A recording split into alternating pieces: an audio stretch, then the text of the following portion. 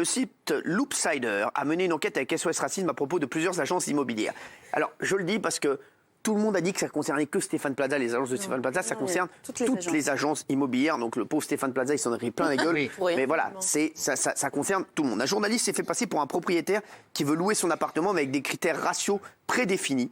Les résultats de cette agence sont surprenants car on y apprend que plusieurs agences favoriseraient la discrimination raciale de ses locataires. Regardez.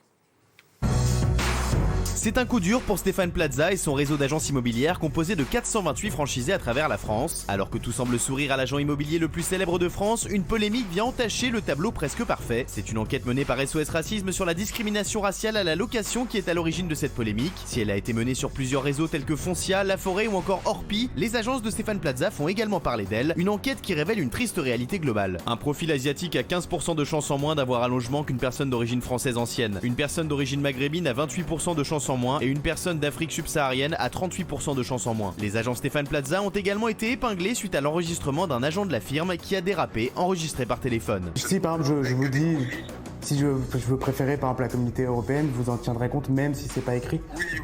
Imaginons que je tombe de quelqu'un qui vient du Maghreb, qui a un dossier financier qui est excellent. Je ne pourrais pas lui dire non pour la visite. Néanmoins, à la fin du système, je ne sélectionnerai pas son dossier. En plein tournage, l'animateur d'M6 a tenu à réagir à cette polémique. Je ne peux pas parler de choses que je n'ai pas encore vues personnellement. On m'a parlé de choses, je vais faire le nécessaire et déjà regarder avant. Il faut voir les choses avant de dire si c'est réel déjà. J'ai prouvé que je suis à l'encontre de toutes ces valeurs qui sont abordées. Je suis le français de toutes les couleurs. Espérons que Stéphane Plaza trouve une solution contre les inégalités au logement. Alors, je vous le dis, le sujet, je trouve pas bon du tout parce que ça c'est... on s'est vraiment arrêté sur Stéphane Plaza alors qu'il y a plein d'agences immobilières. Et Stéphane Plaza, je le dis, voilà, je dis pas ça parce que c'est mon pote, il peut pas être derrière toutes les agences.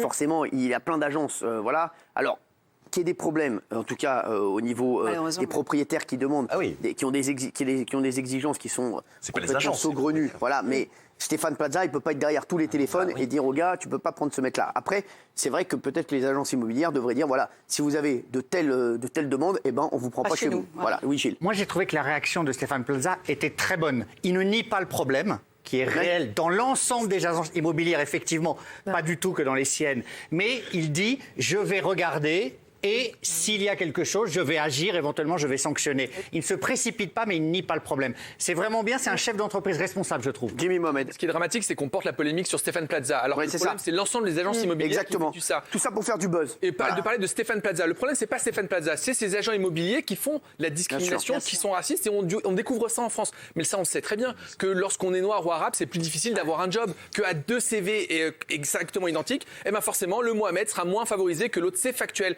Et demain, le jour où ces Noirs et ces Arabes décideront de faire des agences immobilières communautaires, on va dire, mais regardez, vous vous repliez sur vous-même. Mais c'est normal, on vous exclut. Donc, à partir du moment où on est exclu, forcément, on reste entre soi. Et donc, je trouve lamentable ça qu'on se focalise sur Stéphane Plaza, mais il faut que la société évolue, même si on n'avait pas besoin de ce reportage pour savoir que ça existait. Alors, je vous le dis, l'enquête nous apprend aussi que plus de 53% des agences testées acceptent de pratiquer la discrimination raciale et de sélectionner en toute discrétion les dossiers des candidats au profil européen. Cette pratique est pourtant condamnée à 3 ans de prison et 45 000 euros d'amende. Voilà. Donc, mais il y a une chose qui est encore pire, parce que la situation des extraterrestres est encore beaucoup plus grave.